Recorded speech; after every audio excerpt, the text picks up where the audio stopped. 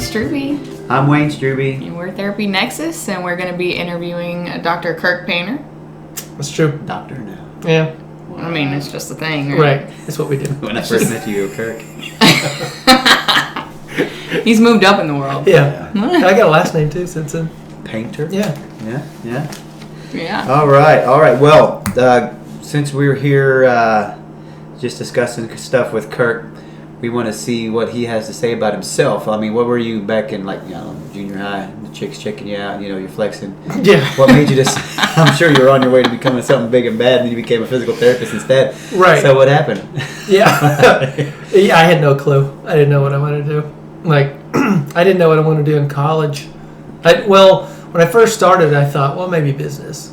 And then I took some business courses and realized, maybe not. So my brother and I actually had a stereo store.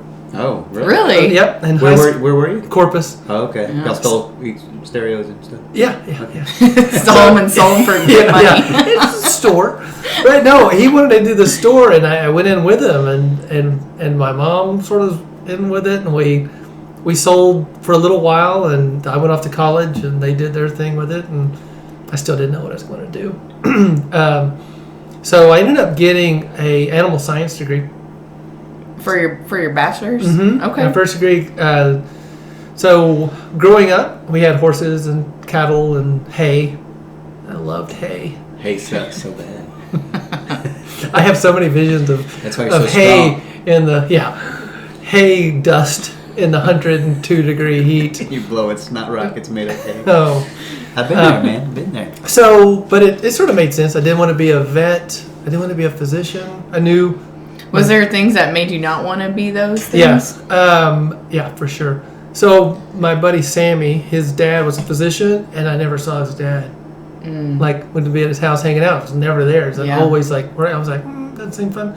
And then our vet was always at the house, or where we had our cattle. They'd be pulling calves at 1 a.m. or whatever. I was like, I don't know if I want to get called all the time. And to be honest, I don't think I had the mental maturity, brain power to get into vet school anyway at that time. Yeah. Yeah, I don't think it would have happened. It would have been a pipe dream. Yeah. So I was like, animal science sounds good. I'll figure out what I'm going to do. And so I actually worked for the USDA Soil Conservation Service. Oh, cool. I know, it's my cool. first. I didn't know that. Yeah, that was the first college job Okay. that I had. But even then, I was like, no, because I did it as a summer job before I graduated, and I was like, this is sort of cool in the summer, but no career, no way. Did you build riparian areas, or what did you do? So we did a lot of. It depends on what part you're in.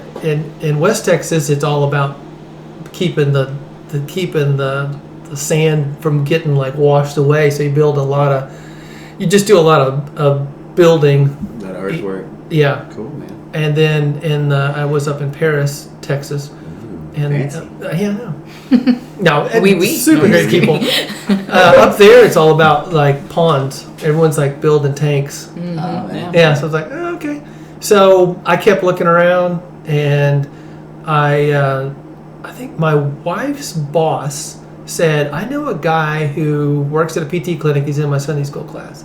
Maybe Kirk should go check that out. Because I already looked at chiropractic, and I thought... So you're already married at that time? Yeah. Okay. Yeah, so I looked at chiro. Yeah, I was married right when we graduated, kind of thing. Graduated college, married, off to work, big guy, on our own, newlyweds. Had no idea what to do.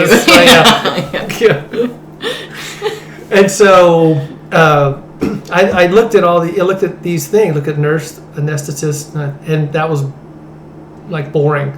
Oh, the God. nurse anesthetist, God love him, the dude was over there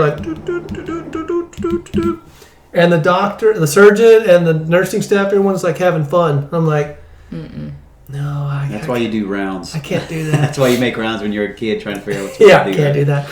And then hung out with my sister's chiropractic guy, and he did that little thumper thing they do on you, and did some stuff. And I was like, man, I didn't have any problems, and I hurt for a week after I saw that guy. And it seems sort of smoke and mirrors for even in the layman. I was like, I don't really know what's going on, but that seems sort of, I don't understand the science. Yeah. Right. All of it. I don't get it. And so I was like, dang, what am I going to be when I grow up? And then, like I said, this lady was like, hey, I know a guy named Dirk. He's got a PT clinic in Paris. And you should go check it out. And seriously, I went in and I was like, oh, there was like angels. Okay. And I worked for the government, so I could make my own hours, literally. So I started going to work like at 6:30, getting done like 2:30 to the clinic till the clinic closed every day. And that was working as a tech, or was it observing? Just observation. Okay. That's all they really had at the time. And so I'd go to the football games with them because they did some stuff. Mm-hmm. So I was all in time wise. Because I was like, I gotta get some hours in. And then I got some hospital hours in. I got some I got some other hours in. And then I quit my job. They were like, what? You just started. I was like, no, I'm all in. Went to school at Texas State or Southwest Texas and applied and just like bulldozer goal. Like I'm getting in, I'm going to get out. And that was master's. Bachelor's. Bachelor's. Yeah. Okay. Yeah. So then you had 2 bachelor degrees. Back in the day. Yeah, I had 2. Okay. At the time. Old school, man. Yeah. Old school. I asked Barb about that. So plug for the book. But in the book, I was like, what's the difference in like a PT with a master's or a doctorate or whatever? And she said, I thought it was sort of cool. She's like, well, a PT is a PT is a PT. Yeah. That's what she said then. But well, yeah, there's so no, it's like, what's the difference no between a like PT with a doctorate and one without? It's like I a whole lot more money for there. right. One has more debt because I've seen them all, right? I mean, I've been doing this for 27 years. So I've had I don't know how many scores of students, and yeah, there's not really a huge difference in what I see them come in with. I mean, granted, there's a lot more knowledge with screening for red flags and stuff like that. They know their imaging stuff like that better. So I mean, it's definitely better. I'm not saying that I went and did it and paid for one, but PT's a PT. Cool, man. Yeah. I don't remember. It was wherever you worked. Yeah, where all have you worked? And right. you said I said I've worked everywhere for the same in one place. Right. I've done a lot of jobs in one place. No, so I graduated in. Are you ready? December of '94. What year were y'all born? She's 87. Right. So gives you an idea, right? I was a freshman in high school. Right. So you're not too young. Yeah. So I started in January '95 at PTRC. And I did 2 rotations there. Rotation affiliation, I think that was a word. Yeah, rotations. And so they just hired me for $30,000 a year. That was my start. I know, right? Yeah, but in 1994. Yeah, I was gonna do it. You were just guy in town. Yeah, I was like, I'm doing it. Whatever. It's a job, and it's my first PT job. I'm sure it'll go up or whatever. I'm sure. You're still making less than that. Yeah, right. Now I'm at 25. You're like, no, I own the place and I'm still at negative. A PT is a PT is a PT. Paying. Right. So, started working there, and it sort of mentored under Dwayne, the same guy. Dwayne, sort of props for Dwayne. He's one of those guys that's like, have you forgotten anything that you've learned? Maybe now he has because he's older, but he was just one of those guys. And so I learned a ton under him and just stayed there. And then in, I think 2000, I bought in. Okay. Right. And then it was like, at that time, it was sort of like a director-ish kind of thing, trying to figure out our roles, and treasurer. That I didn't really do a lot of treasuring, but, I was treasurer. And then, the rest is sort of history. Opened up the Wimberley Clinic. And is that yours, or is that your yeah, it's all just sort of one deal. Like I'm out there a couple days a week. Okay. But it's a great place. Y'all should go visit. We driven by it. We went to the Blue Hole out there, right? So we used to be at that place at the Baptist Church. Now we're at the Wimberley Medical Plaza. Oh, okay. Oh, yeah. Moving up. But the place is really neat because it's second story. You can see like the hill country. Okay. It's colorful. Since we branded with physical, they have branding that you need to do and look like. But I love the branding. Yeah. It's like. I mean, whenever I saw it physical, I wouldn't Google the crap out of it and looked at it. It's pretty cool stuff. And they've been. I always tell people they've been very sort of service after the sale kind of thing. I mean, they're obviously they want to succeed and we have to succeed for that. But there's been like no shell games or, oh man, they told us this. I mean, it's all been good. Behind the scenes kind of crap. They've been like good people. So you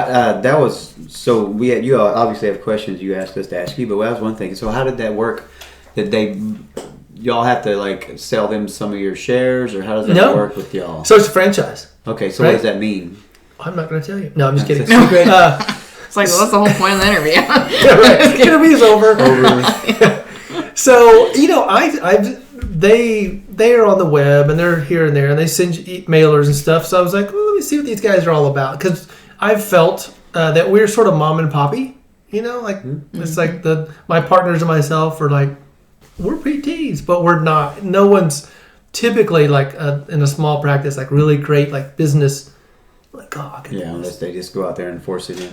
Right, or you spend a lot of money on a great manager. But I've seen some sports medicine clinics that have hired someone from Harvard, and he just like terrible. Plows him. Yeah, did truly. I actually saw it. So I was like, well, maybe this is the way, and just sort of talking to them and going back and forth, and we just were like, man, everything lines up well, and so we did it. And so when you franchise, it's almost like you're getting a McDonald's or something else. Yeah, they kind of help you show you how to market do the books. Almost. Yeah, they have a lot of ways to help you. They have a lot of spreadsheets. How about that? Like some super advanced spreadsheets on like conversions and keeping track of physicians and patients and all that kind of stuff. Budgetary things that are pretty detailed and just a lot of. Just anything. Helps you make more money. Dude, I need to, what about this, what about that? And they have a sort of a paradigm or model or expectations. Like if you have this, this many square feet should do this. And this a clinician should be, probably bringing in this much money. So there's some metrics and norms out there that have been like, oh, okay, well that's sort of good to know. Helps. Yeah. Right? Yeah. After 20 years. Yeah, right. Versus... Seems good. Should we buy a printer? I don't know. Right. Is it in the budget? I don't know. We don't have a budget. Right, yeah. That kind of thing. So it's been good. Okay. So cool. I'm glad COVID sort of that should help. It's been a nightmare. Yeah. People turn into zombies out there. Right. Yeah, pretty crazy. So how did you become why did you want to become a director? Or part of like in the beginning. Yeah, I know. I know what you mean. I don't know. It was just sort of in me, I guess, as it were. I didn't want to be a staff person forever.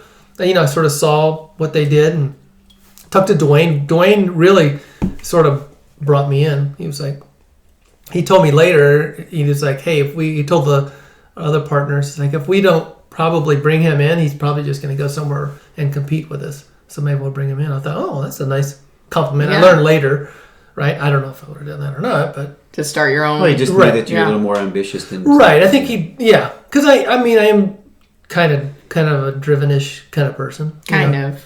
Right. Slightly. I know. You drove here? Anal. Right. Yeah, I did. So I'm so driven that I found their driveway. Right. He had to back up to get it when you found it. I did. I know. We saw right. There was a truck behind me, and I was like, I don't want to hold this guy up, Then I was like, it says it's on the left. Everybody misses our. Yeah. I gave myself about a 75% chance of passing it, and I thought, you know what I can do? I can turn around. That is a decision. But I did want to miss it twice. That would have been the ultimate. I would have just kept driving. I've done it myself before. Right. So to answer your question, I don't know. It was like just you wanted within a little more. Yeah. More than just your like kind of mentorship, or was it? Yeah, I probably would have never been happy with just a staff like position. I don't know why. It's sort of in me. He's all about the Benjamins. Not really that at all. It's just more about like contributing. But no. I know what you mean, but I'm like whenever I was in the military, I went in the military because I didn't want to go to college, didn't want to get in debt, stuff like that, and didn't really want to make decisions. But then when I went to the military, I really got sick and tired of people making decisions for me. Right. So when I got out, like nobody's making decisions for me anymore. And everywhere I've been, everybody want to make decisions for me still until I with working for other people. So I wouldn't know. Like whenever I worked for New Braunfels Regional Rehab, I pretty much put I'm your person. I'm gonna do what you said. I'm put myself in the place of like my employees. Like, hey, I'm just here I want to do the best job that I can do for that place. So it wasn't really hard. Yeah. Working for them, I was like, all right, I'm here to serve. Yeah. I'm here to serve you and really honestly serve the patients, right? Because that's really what we do. We're like, okay, I'm really there for you. You're paying me, but I'm really there for them. And I'll follow all your rules. You got this going on. I enjoyed the place until you guys left. I think you left before we did. I don't know. I did. I don't know. I was in and out all the time, so. Yeah, you were gone. You were already. You were gone before I left. No, but he came back as marketing. Yeah. I did marketing for a while. That's fun. But my problem is I could never work for anybody else because every time I work for somebody else, when I'd go to work, I'd go hide. My mom and dad always told me good employees are hard to find. Here we are. You know what you call a guy with a car on his head? A car on his head? Yeah. Jack. That's good. I don't know what I can remember right now. There could be a lot of editing. I was like, let's finish these questions before we get deep into those. You better watch out when you go to work. You tell the people working for you to have a good day. Mm-hmm. They just might go home. Or unless they enjoy their job. Yeah. You want to cut that one out. All right, what are the questions you got for me? All right. Well, we got to ask his questions too. So we will. Roll those in. I think these kind of stay in the same category. Oh, okay. Go. So challenges in owning your business or employees. What part of them? Exclamation mark. Yeah, what part? Yeah. Well, how old are your kids? 4 and 2.5. Yeah, perfect. There you go. Same thing. Hey, they got that, and I didn't. What about they got? I want my. They got a snack, and I want quick pull on their hair. Yeah. So I joke, but there's it's just managing like personalities. That's what you're doing. Yeah. You're like, oh, you really honestly have to try to understand people. Like individually. Yeah. Like I recently even just set this out, like to do this 5-question personality test. Like I want to know you better. And I sent it out. So what are those questions? I don't remember. No, there's a ton of them. I thought you said 5. 5 personality types. Oh, it's like 120 questions. Okay. Never mind. Hold on, let me see if I can recall. I was like, I was impressed. It's got these 5 categories, and it's that the true colors kind of thing? No. There's like tons of different ones. Oh, there is. They're really. But it kind of helps you figure out how to. Yeah, because I was like, all right, okay, I sort of see where you are, and that's funny. This one employee is like, it's not me at all, right? I was like, perfect. That's a perfect answer to that. Like, this is not me. This is wrong. I was like, okay, and I already know that about you, so that works for me. Yeah, way to pigeonhole. It's just honestly, it's just that like patience. Easy. Sometimes. Yeah. It depends. To me, it's like how you handle them. Whatever. I don't know if I got some kind of gift from God or something, but oh, definitely. Like the worst, the patients, they give me like the mean ones, and they're never mean because I'm just like totally like, hey, I get it. Like whatever you. I don't know how anyone can be mean to you. I like what? Well, but some people like are angry, right? They're like angry patient, angry at the world, and I know. Yeah. Like, so, I mean, to me, it's like, I don't know. I have a way of understanding, I guess. Maybe it's from how I was raised or something. I don't know. But it's like... Maybe it's your animal science. Maybe. Ooh. It's like... But I welcome him. Like, we have one in Wimberley, this guy. And he's like almost purposefully grumpy. And no one wants to work with him. And I'm like, he's fine. And he and I, like, get along great. And he's leaving. This is a fun story. He's leaving, and his wife is in the waiting room, and she's like, oh, bless you for working with him. I know he's hard to work with. I go, no. I see him. I see the inside of him. Soft and squishy, lovable. And he's getting in the elevator, and he flips me off. He's like, and he goes like this. He's like smirking. He's just for the camera. He's like, and I couldn't help it. I laughed so like belly laughed so hard. I was like, see you next time. Because again, it was like perfect. It was like, you don't mean it. Well, it's because you know the test. You know the personalities.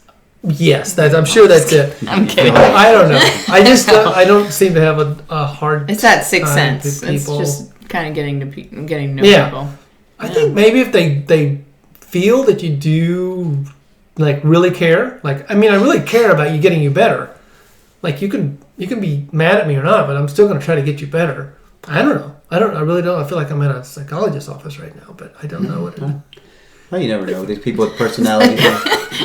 And how do you feel about that? Yeah, right. Tell me about your mother. Well, I treated a patient that was a schizophrenic. But that's okay. I haven't done that before. But that's okay. Oh, great. Here it comes. He's good people. I was like, here it comes. I don't know. Go on. Let's toot my horn. All day. Okay. So challenges are dealing with your employees. Yeah, with different personalities. Payroll is a challenge. Okay. And rent day because I don't like cutting checks. No one likes writing checks. Right on the bank account. You see that? Those millions just trickling out there. Millions. Right. Yeah. That. All right. Well, let's see. You got more. You had some great questions. If it's business related, ask it. Okay. That's true because you want to know business stuff. Business. Yeah, we're going to do that. Well, so have you noticed a difference in profit from changing to franchise? No, we do pay like a franchise fee, but there's like so we've added service, right? We've added balance in there, so we have this track, and so people are in a harness, so we can do balance stuff, and people feel safer, most of them. Okay. And so they do balance stuff, so that's a little bit of an attraction. Okay. So it's sort of added business that we didn't do before. It's okay. Well, and I've noticed, you're doing some videos to kind of promote your business. And I'm sort of seeing you marketing guy. Kind of pop up on Facebook or that's my social media, but I don't know if you're on Instagram or TikTok whatever, all that. I thought I saw you doing some of that in TikTok. Oh yeah, I TikToked a few. Yeah. I'm pretty much a celebrity. Yeah, with that's what we're trying to 40 likes or so, maybe. Ooh, that's more than us. I'm just kidding. It may be more than that. Yeah, maybe you can spread the word. And vice versa. Yeah. Well, that's why you're here. Right. Quid pro quo. All right. So my next one is about starting a business. Is that what you're going to next? That's good. You can. Okay. I don't want to step on your toe. So someone was stepping on my toes earlier. Let's just say some kid is this is a fancy thinks he's table. too smart for himself. He's straight out of PT school, right? And he wants to just immediately start his own practice. How does he go about doing that? Who does he use? Or what does he do? I mean, what's the legalities of that? Yeah. Start? I'd say no. Well, absolutely, I agree. Yeah. So let's just say somebody's been a PT for 10 years and they just want to start. What do they do? How do they go about doing that? What legalities do they need to consult with APTA, stuff like that? I mean, how do you know you can treat this patient and charge insurance? What do you do? I don't even know. Which question? All the above. I know. I can't keep track of all those. So what's your first question? What do you do to... How do you initially start a business? A PT business. Yeah. As a PT. Nowadays, I would probably just get, literally do an LLC. Okay. I'd probably do it online. I'll do online through Texas at least. Yeah. It's faster. You can do, you can go into Austin and do it slower, believe it or not. Get an LLC or some other kind of corp that you want to do. Yeah. Cover yourself. You and have your to have private. You have to be incorporated. Yeah. Sorry, you just have to be incorporated. Well, that way you don't get taken away. There's so much. You could pay for some. I don't think you can afford it, but there's some metrics out there that really look at literally people's insurance, education. Okay. You could study the area and figure out here's a good spot to put my flag. Okay. That's a big step right there. Yeah. Where do you put your flag? Okay. Who do you know? I got these physicians I know. I love these guys. Love me. Maybe. You got maybe they do for a while. Maybe, yeah. Right. I start small. Okay. Just wondering how that worked, because like if you were to start one and you go out and immediately okay, like you said, insurance, you got to find out if you can even take insurance because you have to bid for insurance. Oh yeah, right. You've got to apply for all the But majors. what about there's a guy that somebody in your class, they went and worked for them, that guy, and all they take is cash, and then they give you the paperwork saying, here, send this to your insurance company, maybe they'll pay, and that's it. Yeah, that's what they're known for. I remember whenever I was in high school, right? Yeah, in high school, they would load up all these kids in a bus, the track team, right before state meet, and they ship all those kids over there. The kids get treated by him, and he give them they all paid however much, $100,000 each, right? And they ship them back home. I mean, there's some people that just do cash. Is that like a direct access thing then, or? Well, it can be as long as you roll in with the doctor's script. I mean, so we're going to talk about direct access. Sure. Or no? So you can be seen by direct access for 2 or 3 weeks depending on your training, and except Medicare. Medicare has to have an order. Okay. I was just wondering how that worked. Yeah. I mean, you could go, if you could get your name out there and be like the dude and you got some skills and you could pull it off, you could, well, now you can go to people's houses even and do therapy. It's a little bit more easier, but you could treat out of here, like in this room. Yeah. Have people come and sorry, it's $200. You can figure out. And here's how you charge your insurance. Yeah, if you want to try to get your insurance to pay, great. Yeah, just a cash. I mean, I know a guy, and that's all he's done his whole career. And he's $225 a pop. Must be a good guy. He is. I mean, he's got some skills, some serious skills. Kirk? Oh, okay. He's not that cool. He doesn't have that many skills. Okay, so and direct access, you said something about your qualifications or what you. So if you have and I don't know why they did this. If you've gone through a residency, they give you 3 weeks of treatment. If you haven't, it's 2 weeks. Okay. Right. So it's probably the residency people that work through the law. If they come see you for a different reason, it can be another 2 weeks? It's gray. Exactly. Right. Yeah, really gray. And, it's funny because, like OCS, right? Mm-hmm. Give an OCS or your fellowship trained. So what's OCS? Oh, sorry. So what's direct access? What are y'all talking about? That's true. We don't go same jokes again. So OCS is just it's a board certification it's an Orthopedic Clinical Specialist. So it's just you study for it, you take your day-long test, and if you pass, it's a nightmare. Yeah. Yeah. I mean, I could sit for sports and ortho if I wanted to. Yeah. But there was a guy at the testing center that he was doing a sports one, and I was doing my ortho one. Yeah.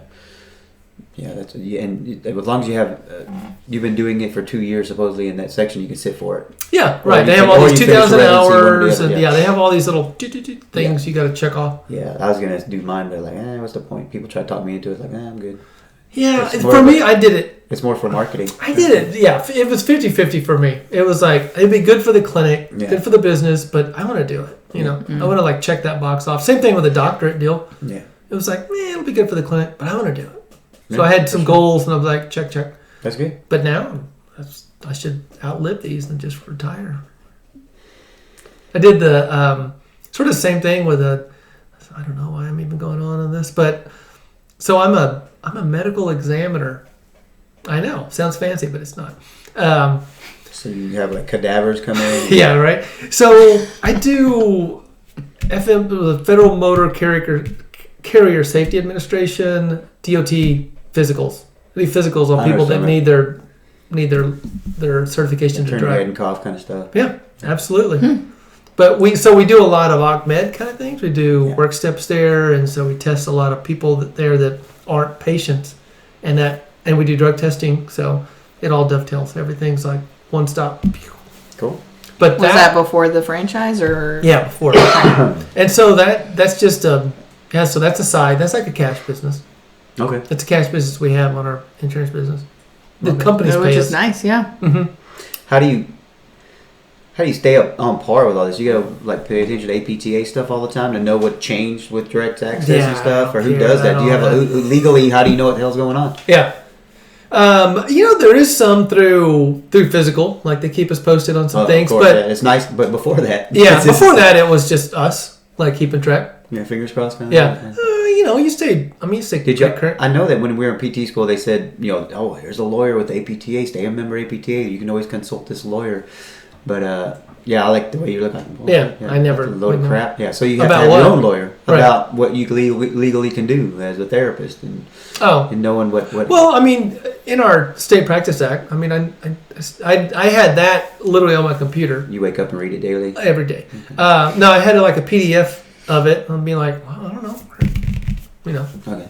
Control F. Control F, yeah. Right. Fine. You cannot do that. Okay. Right. But I think we've been, there's enough of us in one spot, and we've looked at it enough and been around long enough to, when we get the new stuff, like this is new, I'll read it. Okay. And that's how we kept up, honestly. Like, here's what's changed. Okay, that's changed. Okay, cool. Just wondering how that worked. Mm-hmm. What? Fair. It works fair. Fairly. Yeah. All right. You got you. So what do you like about being a PT? Do you still treat patients? Oh, yeah, like crazy. Okay. Yeah. Crazy patients? A lot. No, I'm pretty much crazy. So what do I like about it? What do you like as being a PT? Like why? To me, it still is all about the patients. I mean, I really have fun with them every day. So I sort of make sure that we're going to have fun. And so we... That's only if you want one. It's getting me drunk. So, and I do sort of study and work hard to make sure I'm on top of things. I was going to say shit. Make sure. You just did. That's okay. It's okay. You can't cut that. No. No, I mean, I literally want to be like the best I can be for them. Like, why come to me if I'm just gonna be like, well, let's do an ultrasound on you. Right.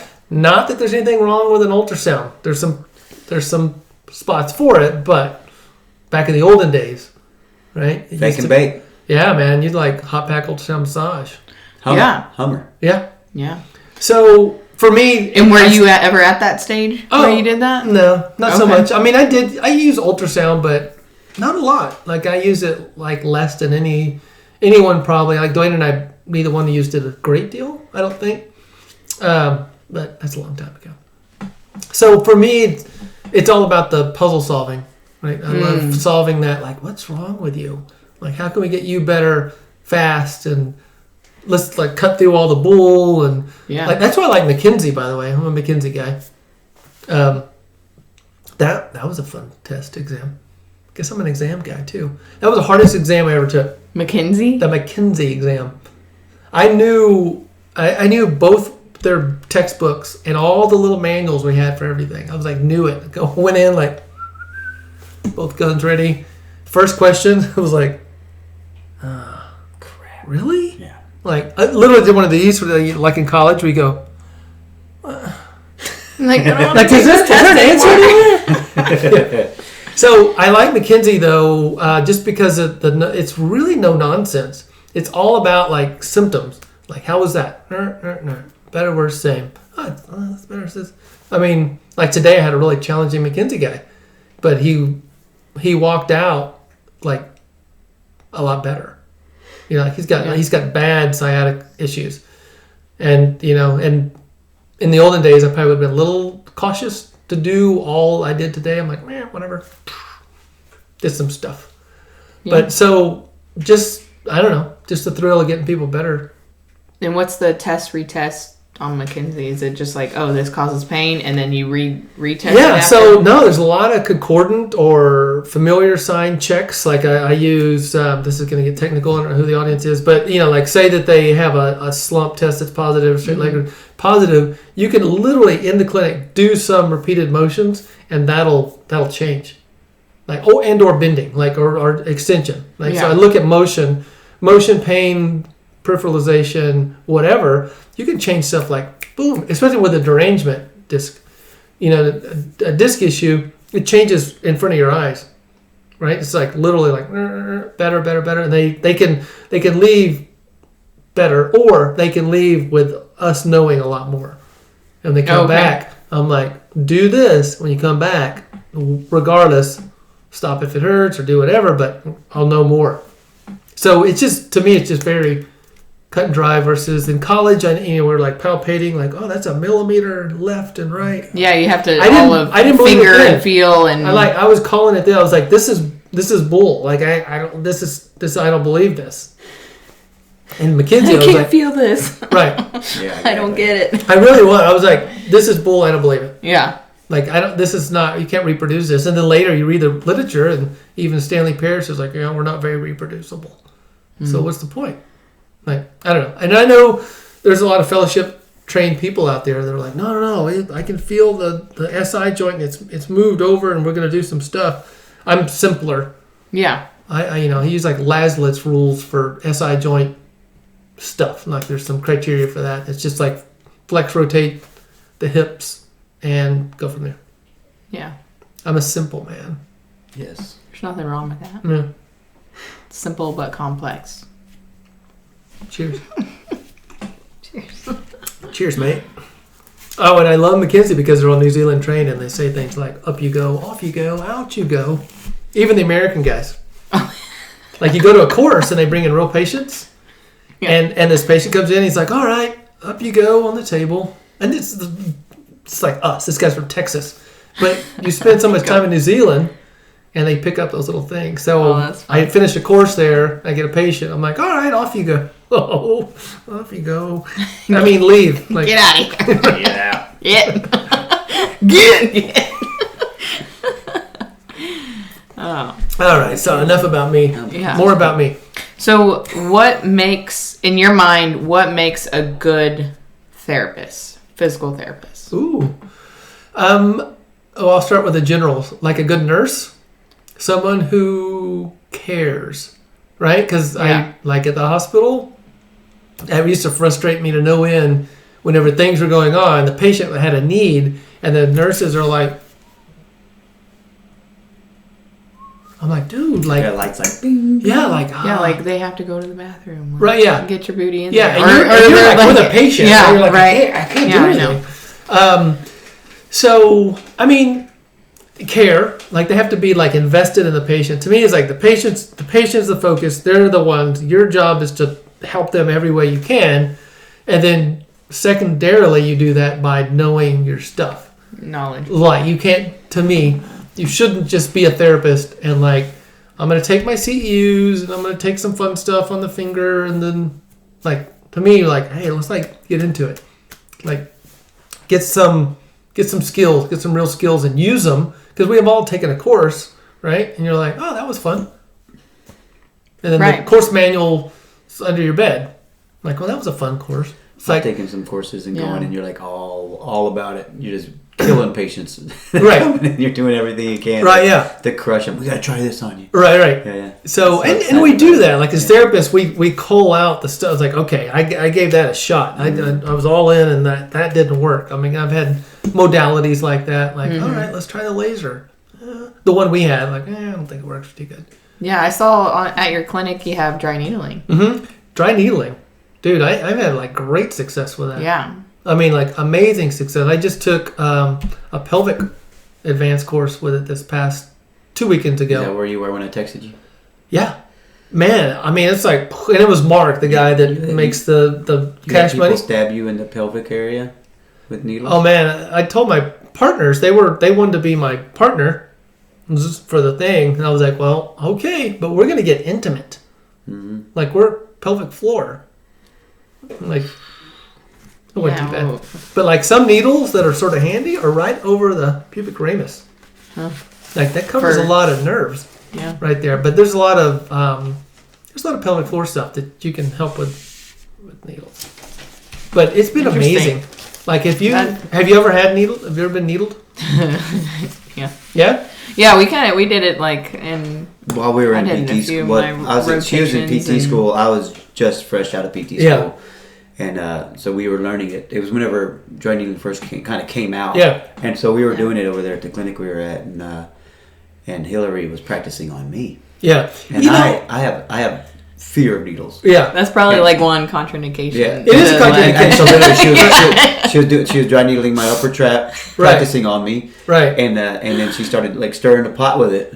Right. And I reached over there like, you gotta stop. And he's crying and snotting and laughing. Right. So and it was really right. entertaining. So you like laughed. whenever you when you take the courses, like if someone's like, no, I'm super phobic, like I probably would talk to you. Like if I really thought it'd help, I'm like, let me show you my smallest one, and like you can play with it. Like let me try it here, see if you like it. If you're like, then we're not doing it, right?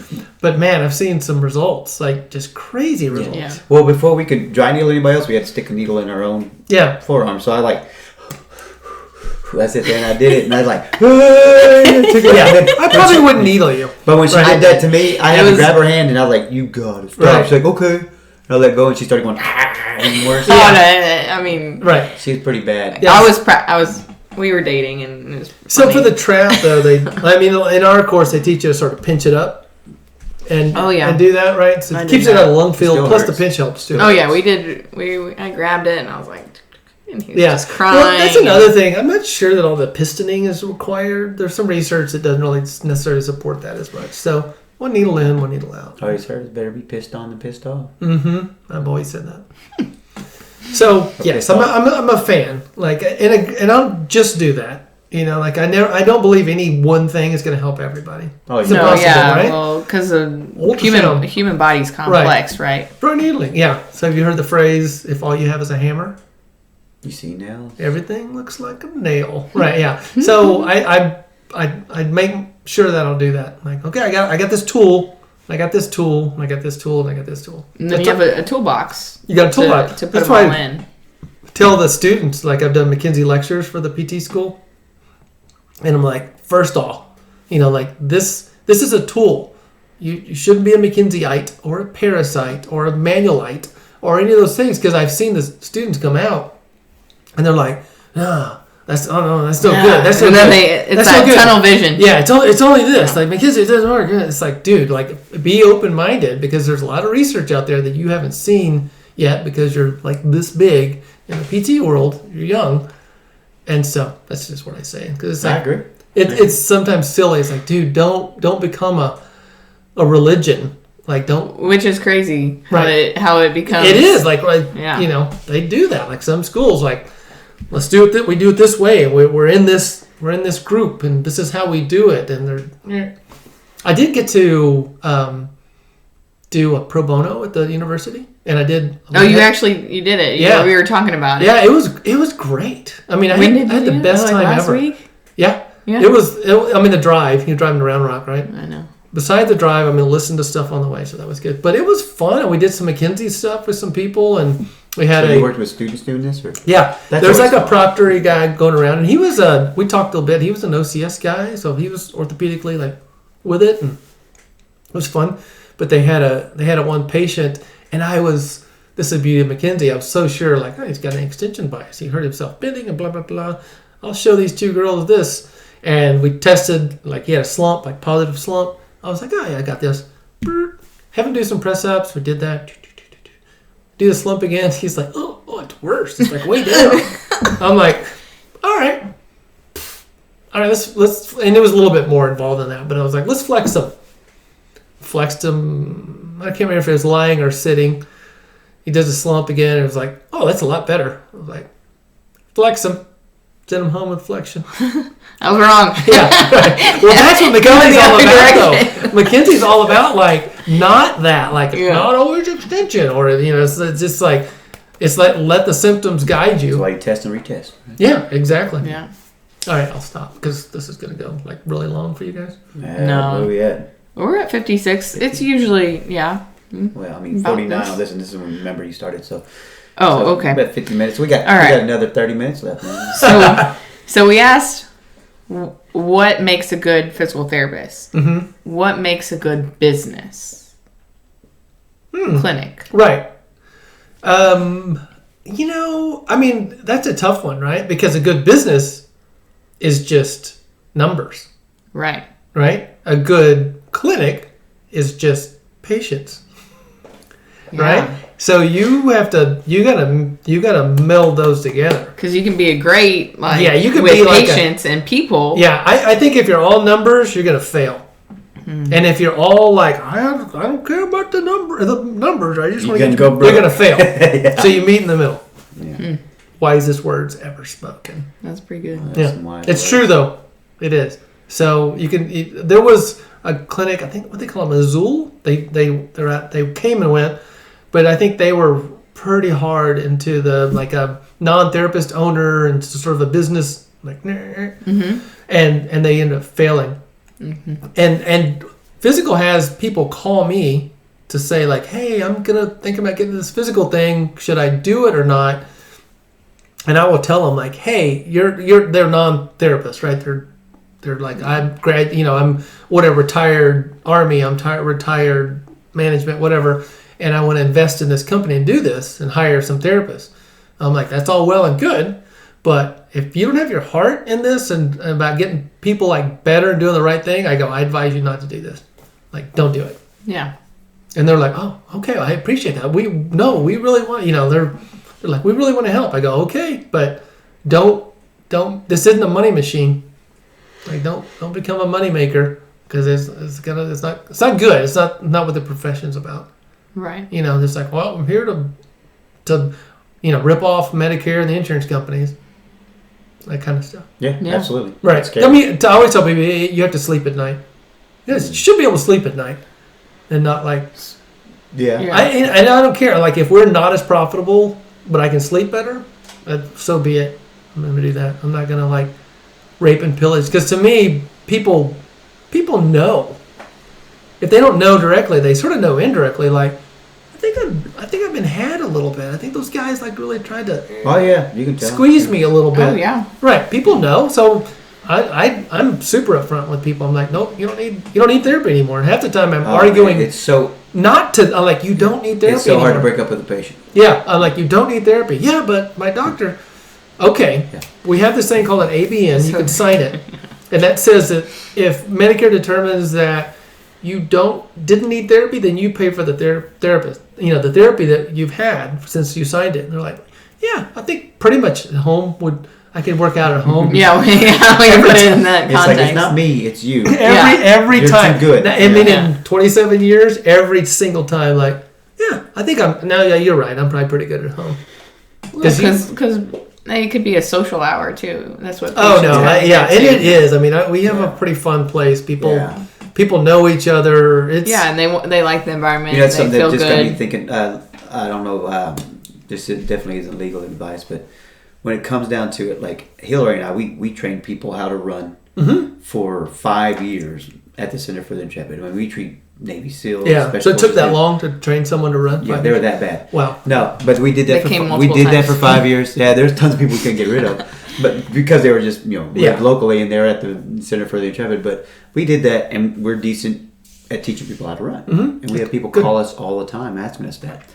Now, do you think we've painted ourselves into a corner by being a physical therapist where we can't go out and just train those people how to run? Or does our credentials get in the way? Like if we go out and train somebody called me just the other day saying, hey, I want to learn how to run. I know you're on this website saying you are a trainer. I was like, well, just to let you know, I told them, like, we'll train you, but just to let you know, we're not going to treat you as a therapist. And that's what we're certified in that running. Right, yeah, you're just like, I'm not treating you. I'm training you how to run. Right, so it's a little different. I just wanted to get your take on that. What you thought about that? Yeah, no, I mean, as long as it is a distinction to me. Yeah. I'd be like, oh, cool, you've got some background in it, but that's not what we're doing. Right. Okay. And we were CrossFit, certified as well. We were. CrossFit is so good for business. Thank you very much. Cool. Oh. Now when you have the physical therapist teaching people how to do it. Well, true. Right. That is true. We're like, go, kill yourself. Right, yeah. You're like, Have y'all seen, should I even talk about that? But there's a lot of incontinence with CrossFit. Well, there's a lot of incontinence in general. Yeah. And then you're doing things like jump rope or, box jumps. And, I mean, it's... Yeah, I mean... a box jump. Yeah, I like it. I mean, even post... Right. So it would be better, I think if you had a little bit of knowledge like you guys. Yeah, I just wonder what you thought of that. And direct people where they need to be directed. Because if you are having incontinence, then you need to go see Women's Health. Yeah. Or go, get dry needled. Yeah, well, a lot of them. They have you noticed they're very extended. Oh yeah. Right, and so that extension really puts a lot of weirdness in the pelvic floor. So just fixing that for a lot of people is a first step. Sorry, with the tangents. No, I mean, I think a lot of people, couch potatoes, they want to do something cool, or they start, and there's that process that you need when you are inactive. Yeah, you need to have some period of stability.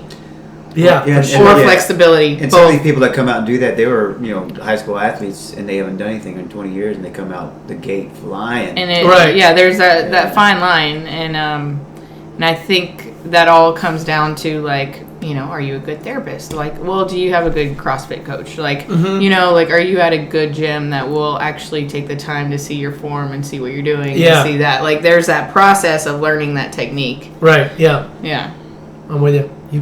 I've seen I had a patient who tore his pec, and he like started like hadn't worked out in years, like Achilles, 2 plates, Achilles. Yeah, boom, there you go. Boom, there it is. Mm-hmm. And then you're out for that's what I use that all the time with stuck in the mud. I was like, because I had a patient yesterday, and he's like, I just want to go like faster, harder, or whatever. I was like, you can. I go, have you ever driven a truck in the mud? He's like, yeah. I go, do you floor it to get out, or do you take your time and go sort of slow a little bit? He's like, what sort of slow? I go, yeah. Sometimes slow and steady when it's rest. Yeah, it's get out and throw some sticks under the tire. Right. It's like, do I want to work harder or smarter? I've got like 27 years of analogies. Like, no matter what they say, I'm like, I got one. Mm-hmm. Well, Sonny. Yeah, back in my day. Well. I do the back in my day a lot. Back in my day, whenever we used to have, well, I didn't have pencils yet, but we had sticks. Yeah. Oh. We burned them in the fire, and then we wrote. That's a cut piece. Wasn't there a question about PTs? You said who should become a PT? You had that question. Well, yeah, these are Kirk's questions. I wanted one more question before we got here. Okay. So what would be a red flag for a patient? Because patients, I mean, they go to a clinic, they get a referral, they get referred to a clinic, and I mean, they don't know much of what's supposed to happen, what's going on, who's good, who's bad, whatever. Right. Like, what are maybe some red flags for the patient aspect to be like, dude, I'm not, like, my PT doesn't know what they're doing, or this clinic isn't, right. Kind of the other side of... I mean, that's a tough one from the patient side, because the patients typically don't know. They don't know, I guess, necessarily good from bad. Time frame, because we were talking about this, how, patients might be staying in therapy for 4 to 5, 6 months. Like, what would be a good time frame for a patient to go in average? Because I know there's, less and more depending on the situation. But, like, you should be in therapy for how long? Let's just say common low back pain kind of thing. Okay, I get it. Yeah, I see where you're going with that. So, I mean, first of all, right, you should feel like your therapist is listening, right, to whatever you're saying, and testing the things, and at least hypothesizing, like, oh, okay, like I've seen this, we can work on this, we can do this, right? I give people a 2-week. I tell everyone everything operates in 2 weeks in my mind for the body, like healing. Like, you got a scab. All right, in 2 weeks, let's look at that again. In 2 weeks, let's look at this again. In 2 weeks. So, but if I see someone, and if they're not better in 2 weeks, I got to change. Like 2 weeks is, to me, just enough time to go, that should be better. Yeah. That something should be better. If it's just the same exactly, we got to change something pretty fast. So, I hear about that like months. Like, we don't see anyone for months. I don't even know what that's about. Man, I know some. Yeah. Okay, so I take it back. There's a few people that have been sort of off and on a little bit, that have had some delays, or the doctor sends them. And as long as they're progressing at a decent, like, you're progressing, and I truly, honestly feel that I can help you progress further, then they'll continue. Otherwise, I'm doing the thing. Like, dude, you got this. Like, you don't need me anymore. So that's the measure that I use. Like, you're getting better, you have potential for more that I can help you get, then we're good. Right. Otherwise, we're at a stopping point and do our maintenance program or something. Yeah. And you shouldn't be doing the same exercises like the first day. No. That HEP. No. That Okay, home that's a exercise good one. program. Right. Good point. Right. Yeah. I don't know that they're changed. We change them all the time. Like we really do make sure to change. Now I have had some patients like, hey, you haven't changed my exercises, and then I'll say, and we just haven't progressed. Right. Because your symptoms aren't changing yet. any. So I can't just for the fun of it make this harder when your system, your body isn't ready to go harder. I get it. I should have communicated that faster to you or not, but I've had some people, I'm changing them every visit. Like, dude, you're like going crazy. Well, and that's kind of that progression because you have your baseline, your foundation, and then once they get the hang of those exercises and what their body's doing, right, then you're able to, or you cut those like okay, heel slides, do those at home. home yeah, you got this at home. You got to do that at home unless you love them. I'll tell people that, like, you love them, we'll do them here, but otherwise just get rid of them. We don't need that. Let's do some fun stuff. Right. Like so in other words, if your patient isn't if your therapist, I guess, isn't testing you and then retesting you every once in a while, making sure that you're doing well. Yeah. At least every 2 weeks or so to make sure you're doing okay. Oh, for sure. And they should at least probably talk to you when you're there. Maybe put their hands on you, kind of feel what something feels like. Yeah, so we are pretty, like, I do a lot of mobilizations like on people and like research based, like OA knees respond great to. I mean, they really get better. Osteoarthritic. Oh yeah, sorry, arthritic knees. That's well researched and does great. And I tell my patients, like, hey, this works great. Why it works so great, I don't really know, but it works great. The other thing I have to explain to patients is X-rays and symptoms. Right. Right. So, MRIs and symptoms. Yeah. Half the world has the bulging discs. Half the adults have a bulging disc and no symptoms. So mark that somewhere. But I had a guy bilateral DJD arthritis in the knees, and his word for arthritis. His right knee on X-rays is terrible bone on bone. Left knee hurts a lot, not so bad. Right knee, no symptoms, bone on bone. Right, and he's like, well, how are you going to help? I go, well, you've already answered it. Just because you've said your right knee doesn't really hurt, but it's got a lot of arthritis. So it's possible that your left knee can also go back into non-hurt land and still have arthritis. Yeah. Right? And it's like, okay. I mean, I explain that, like, I don't know, 3 times a week. Yeah. To people. And it's hard when you're a patient and you see that MRI or you see those words and you hear the doctor say, like, bulging disc, like arthritis, like da da da da da, and then you already given yourself that diagnosis, and then it's hard for you to actually differentiate your symptoms. Right. I'm like a calmer in the clinic. I'm like, hey, literally, I feel like I'm always like, it's okay. Like, you got a bulging disc. Like, half the population's got a disc. It's okay. Yeah. But they think of it as like bulging disc. Right. I go, doesn't mean surgery. Doesn't mean my spine. Oh my gosh. Right. Same thing with the knees. It's like, people get better with this. Like, I've deferred a lot of people, months or years from. You don't have to have a total knee right away. Maybe you do. I don't know. We'll see. And I go, same thing. 2 weeks. See you in 2 weeks. See you in 2 weeks. If in 2 weeks you're a lot better and you got no trouble, then we're making headway. That's good. Yeah. That's good. That's good. So that's how I roll. Yeah. Right or wrong? I think that's good. All right. We actually asked a few questions that you said. What do you like being a PT? Mm-hmm. So now this is going to be more like people just starting. Like, what kind of advice would you give to someone that's just starting as a PT, new grad? Like a clinic? Like they're just going to be like a regular work? Yeah, just going to work. They just pass their board and they're getting their first job. Yeah, I mean, I just say be open and be a sponge. Learn as much as you can, and sort of appreciate the people. Like, to me, it's like you should be grateful for the patient, like, and the learning that you get from the patient. Like, hey, my job is to help you, and your job is to help me learn. Mm-hmm. And I mean, if they go in with a sort of a giving, thankful heart, you're set. Okay. I think so. I mean, not just I'm here for a job. I mean, I haven't seen that. Honestly, I've been very fortunate in my world. That's our profession too, right? Right. Yeah. So everyone's pretty much giving, but I just sort of caution against it. Anything but like, hey, I'm just here for you.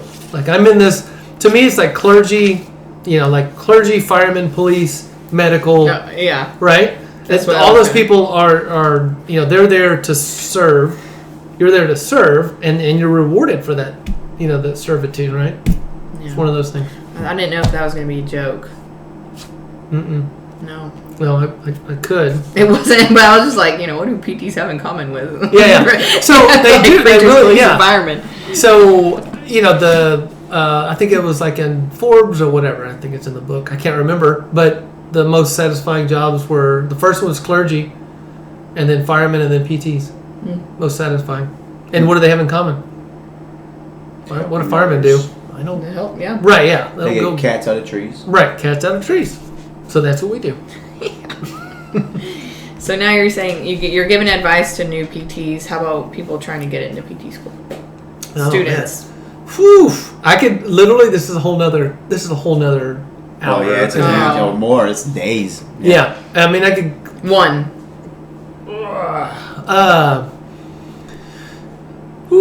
Wow. One thing to say to them? Wow. It's sort of the same. Yeah, read the book. I got a copy. I'll give you. Mine's on back order. Right. Yeah, back order. Amazon's going slower these days. Yeah, it is. Those are gas prices. Jeez. It's sort of a little bit of the same. About like trying not to think about yourself so much, and like, okay, I'm going to go to this. I'm going to learn about this profession so I can do something for the world. The greater good. Yeah, the greater good. Because I have, I do see those. I do see wannabes that I was like, not going to make it. You're just not going to make it. They're just, like, you leave early, whatever. Like, we have some interns and some volunteers now, and I was like, hey, do you guys want to learn this? And they're like, no, we're done it, whatever. No. And there was another intern there that stayed, and I go, hey, just between me and you, I go, that's not smart right there. Like, opportunity to learn something, and they like, no, I leave in 5 minutes. Okay, this is going to take 8 minutes. Yeah. Fair enough. Like, do what you got to do, but wrong world, that you're in. Well, and it's not an easy profession to get into. Well, if you're passionate, about it, they would have stayed. Right. That's what I'm saying. Like, well, not going to make it. That's my thought. But, I mean, honestly, I know I wrote it, but I did sort of write it from the heart and did a lot of research. There's just so many things in there that if these little young ones would just apply it, they would do so much better. So your one advice is to read the book. Yeah. What's the book? It's like... We'll put a link for it. If you look my name up and then Amazon, you'll find it. But it's So You Want to Be a Therapist, right? Kind of thing. It's like $100 a copy, though. Yeah, $200 a copy. Yeah, that's where he's getting all the money. I take tips. Yeah. Super rich. I'm surprised the reviews are good, though. Yeah. Thanks, people. No. It comes with free beer. But I swear, like, you should read it. Like, I'll get you a copy. If you read it, you more than help, please edit it. And like, no, that's not true. Or add this. I'm sure I got a copy of the car. I'm going to give you one. Right. But that's, to me, it's like, like, because they weren't doing it, right? That's why I wrote the book. Because I'd have these kids, and they'd come up, and they'd go, I need a rec letter. I've had that so many times. And I'm like, seriously? Like, that's it? Not do you know me well enough? Or have we worked together enough? Or anything else? It's just like, that's what I need. And I'm like, wrong attitude, man. Like, that's when you accidentally put he and she. You had a rec letter like that? Uh-huh. I had one like that, too. And I worked for freaking 2 years. Yeah, me too. Yeah. And it what did it say? Well, it was a great recommendation, but they forgot to take that. They forgot to take the essay, the she out of there. It was just more of like they didn't know my pronouns at that time, but it was he at that time. He's got 3 pronouns. Yeah, I got a few. He, him, and it. Yeah, it sounds had a lot of adjectives to use for them. And man. Yeah. Yeah. So I mean, I literally wrote it I was like, and they kept coming to me with questions, the interns and volunteers, like, hey, what about this? What about that? And I was like, I'm going to write a book about this. That's cool. That's cool. Yeah. That's something. Are you peddling that at the people trying to get their pre-PT? I've talked to them before. I think they literally bought one copy and they just sort of share it. Seriously. Really? It's fine. I mean, whatever. It's not like it's a money. It's not like you're a giver. I'm a giver. He did it for free. Yeah. Pro bono. Yeah. That's cool. No, I want to read it. I haven't read it yet. I'll get you a copy. Yeah.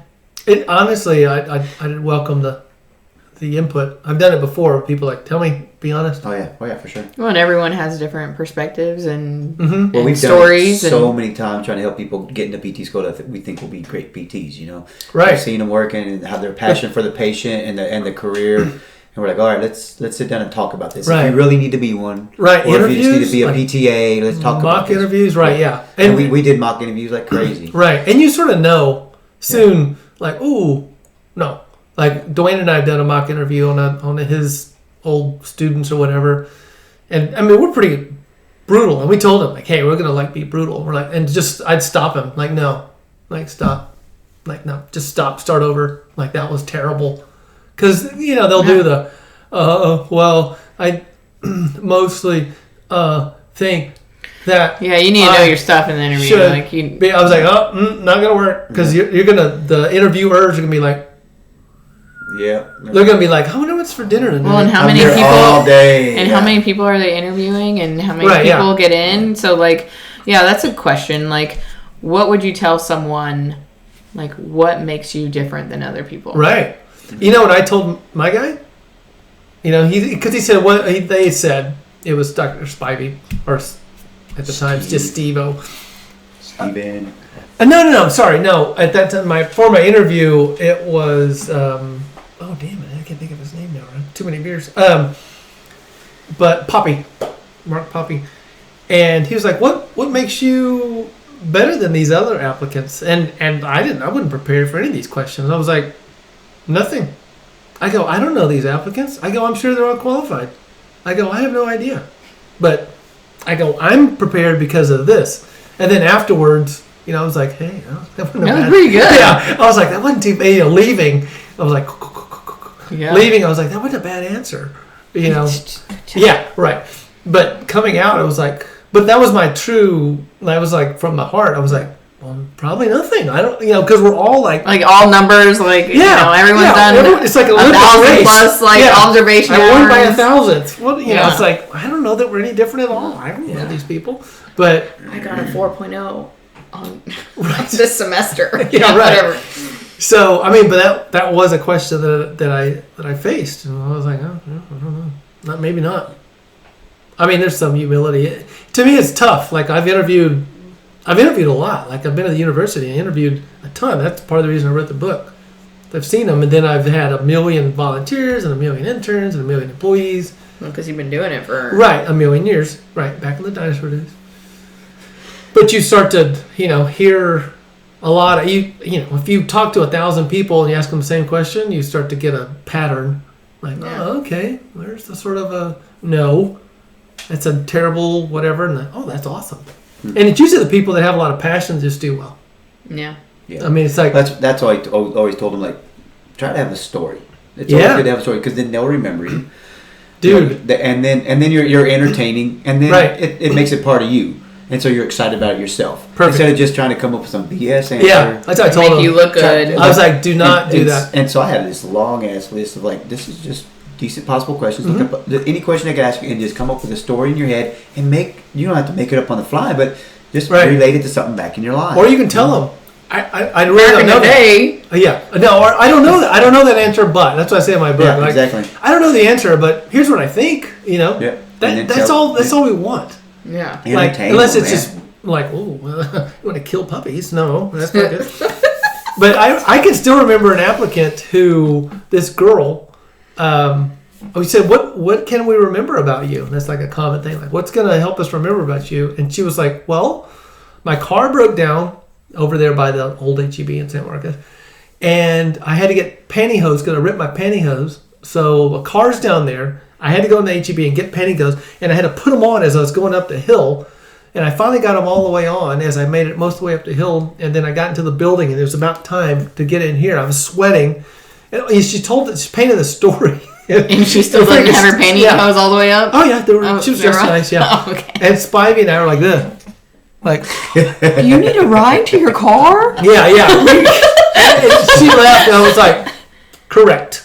We'll remember you. She has no idea that I remember her like 20 years later. Yeah. Okay, good.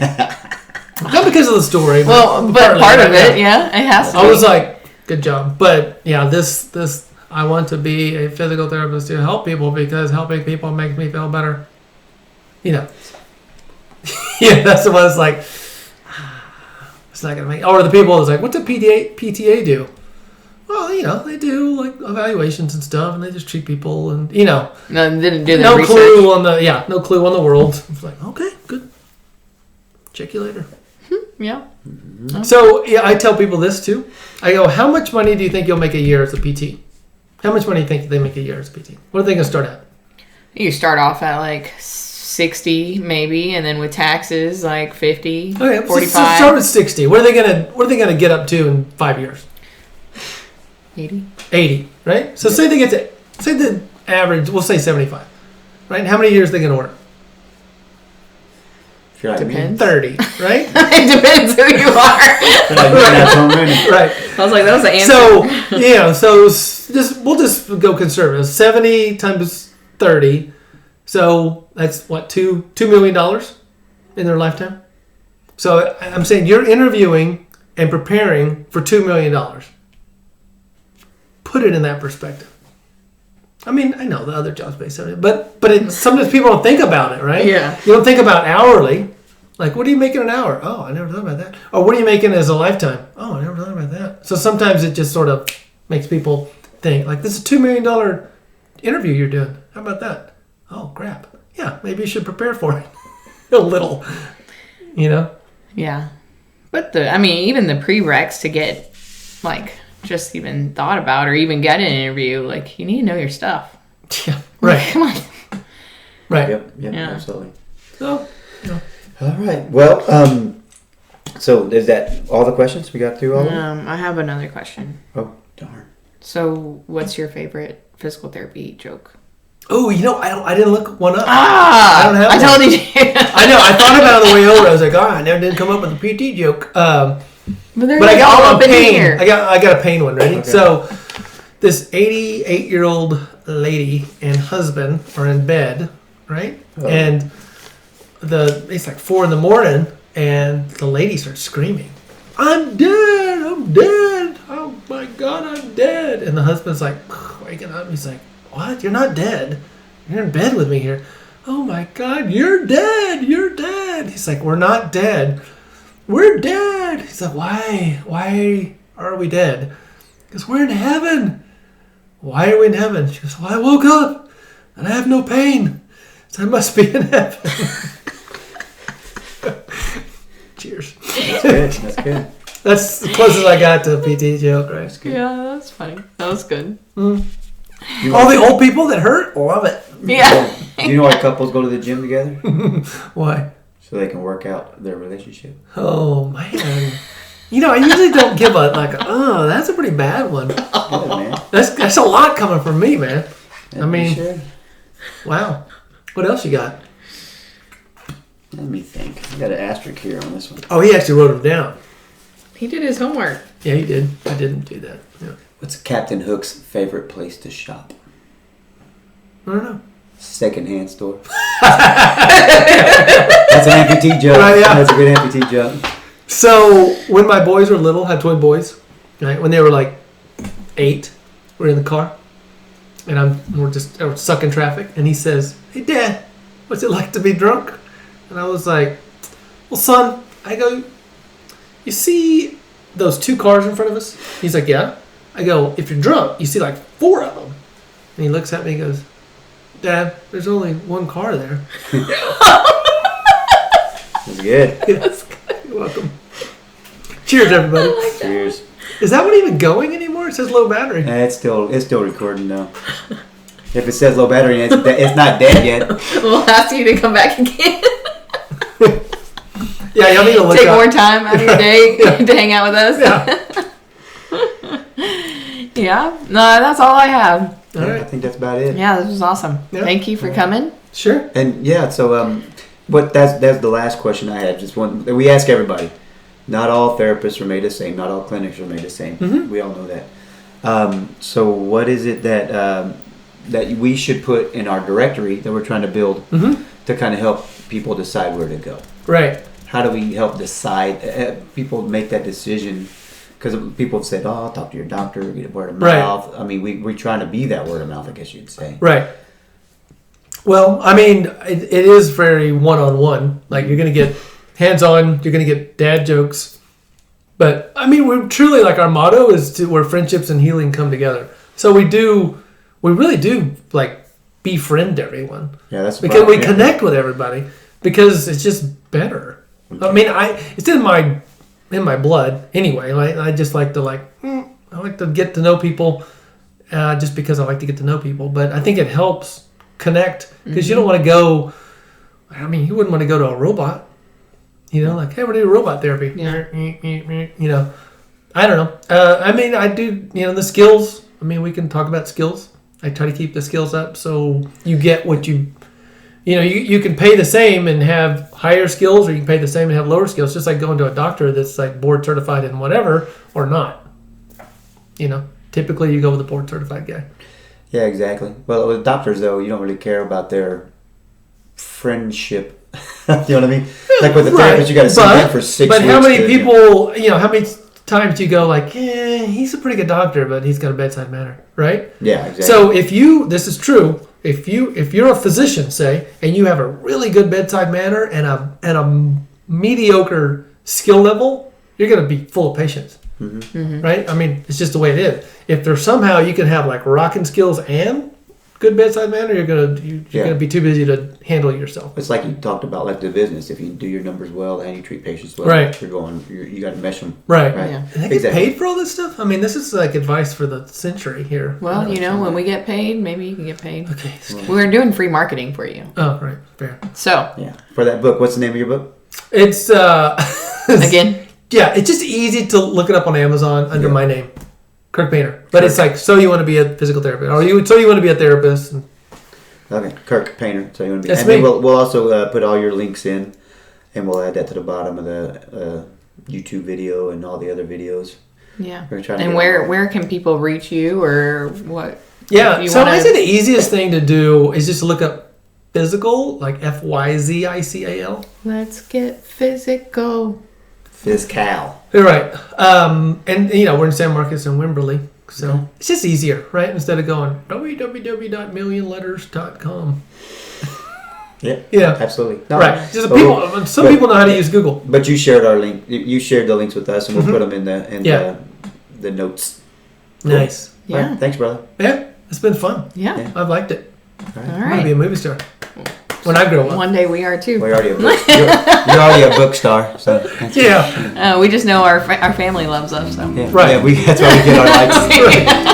So please like, subscribe, share, Yeah. everything.